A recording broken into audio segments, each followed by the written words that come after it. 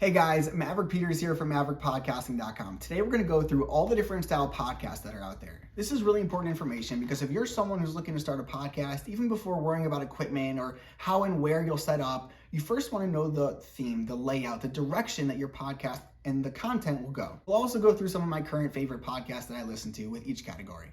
So first, there's the solo podcast. Just like it sounds, it's a single person hosting you through the show. I currently listen to the alux.com podcast, a daily motivational show.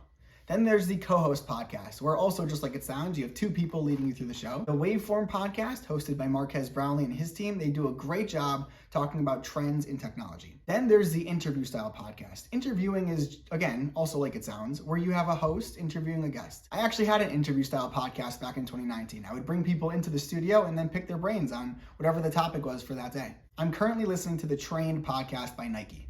Roundtable podcasting is when you have three or more people sitting around a bunch of microphones, and these podcasts, to me, they're always entertaining. You have so many different personalities talking about a single topic. It's really fun to listen to. Storytelling is a style of podcasting where you have professional voice actors and actresses along with music and sound effects all put together in a way that they tell you a story and it sounds like you're listening to a movie. The team over at Radiolab, I swear, every single time I listen to one of their episodes, it sounds like I just watched the movie with my ears.